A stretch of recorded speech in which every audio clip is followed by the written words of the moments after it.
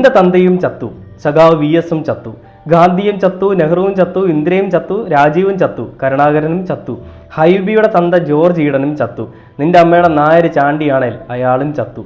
ചത്തു ചത്തു ചത്തു. അത് കഴിഞ്ഞിട്ട് ഒരു പട്ടിയുടെ കൂടെ ഇരിക്കുന്ന, എനിക്ക് തോന്നുന്നു വിനായകൻ്റെ അച്ഛനാണെന്ന് തോന്നുന്നു ആ കൂട്ടിരിക്കുന്നത് കേട്ടോ. കെട്ടിപ്പിടിച്ച് മുറുക്കെ പിടിച്ചിട്ടുണ്ട്. റോഡ് വീലർ എന്തോ ആണ് ആ പട്ടി. അതിനെ ചേർത്ത് പിടിച്ചുകൊണ്ടാണ് വിനായകൻ പറയുന്നത് നിന്റെ അമ്മയുടെ നായരും ചത്തു എന്നുള്ളത്. എടാ, സ്വന്തമായിട്ട് നിനക്ക് ചൂണ്ടിക്കാണിക്കാൻ ഒരു തന്ത ഇല്ലെന്നുണ്ടെങ്കിൽ നീ ഇങ്ങനത്തെയൊക്കെ പരാമർശം നടത്തുകയുള്ളൂ. മറ്റുള്ളവർക്ക് തന്തയുണ്ടെന്ന് കാണുമ്പോൾ നിനക്ക് എന്തിനാണ് ഇത്ര അസഹിഷ്ണുത, എന്തിനാണ് ഇത്ര വിഷമം?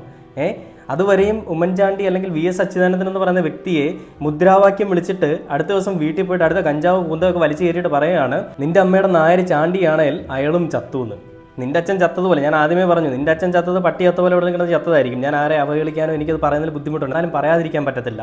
അങ്ങനെ ചത്തിട്ടുണ്ടെങ്കിൽ എല്ലാവരെയും നീ ആ രീതിയിൽ കാണരുത് വിനായക. നിനക്ക് സിനിമയിൽ എല്ലാവരും ഒരു പര്യവേഷം തന്നിട്ടുണ്ട്.